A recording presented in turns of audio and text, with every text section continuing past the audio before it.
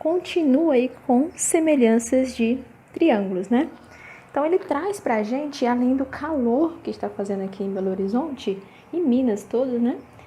Um pouquinho mais sobre triângulos, tá? Vamos relembrar aqui um pouco sobre essa semelhança maravilhosa de triângulos, tá? Eu tenho aqui dois triângulos, o triângulo ABC e o triângulo DEF. Quando que esses caras, a gente diz que eles são semelhantes? Quando eu tenho aqui, por exemplo, o AB, e eu faço a razão dele pelo lado DE, faço a razão de AC com DF, a razão de BC com EF, e eles vão dar uma certa constante que a gente vai chamar elas de K. Tranquilo? E claro, para que eu faça essa razão entre os lados, o lado A, o lado D, eles têm que ser iguais, assim como o B e o E o C e o F. Beleza? Mas o nosso PET, ele já falou antes, né? A gente tratou aí dos tipos de semelhanças de triângulo na semana 1. E agora a gente vai falar sobre semelhanças de triângulo e perímetros. Olha o que ele fala. Se dois triângulos forem semelhantes, de modo que a razão de semelhança seja K, então a razão entre os seus perímetros também é igual a K. Que diacho é isso? Vamos acompanhar aqui, ó.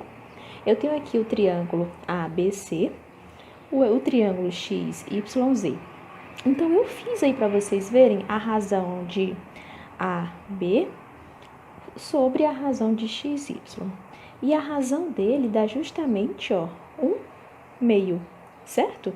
Se eu fizesse, por acaso, a razão entre AC com XZ, eu também ia ter 1/2, ó.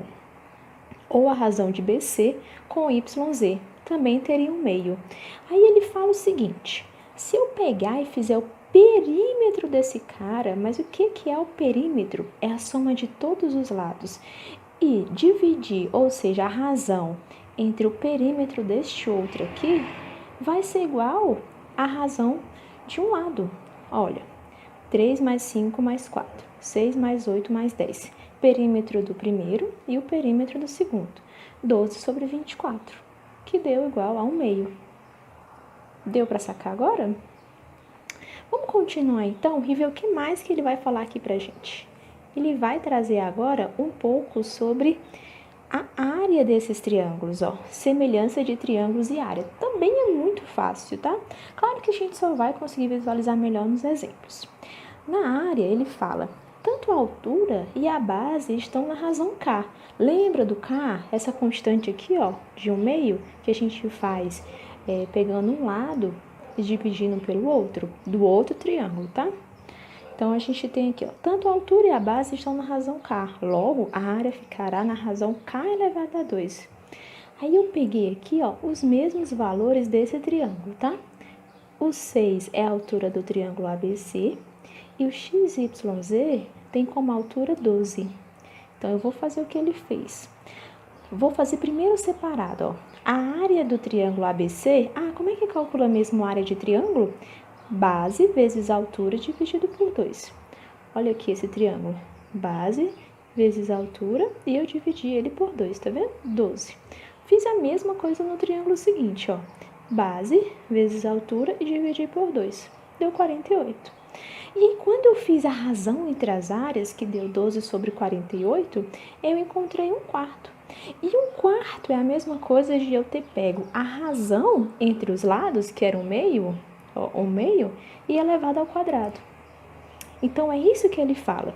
Tanto, como a altura e a base estão na razão K, a área ficará na razão K ao quadrado. Ou seja, se eu já soubesse quanto que era a razão, bastava eu elevá-la ao quadrado que eu encontraria a razão entre as áreas.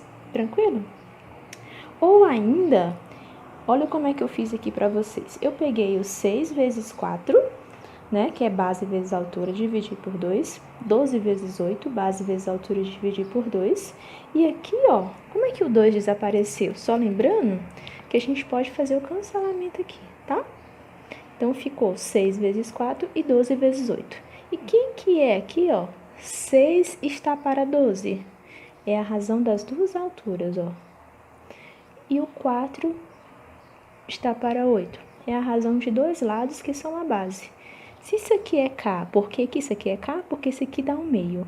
E esse cara aqui dá 1/2, eu posso dizer que isso é K vezes K. K vezes K, que virou K ao quadrado. Fácil, não é? Vamos então agora praticar?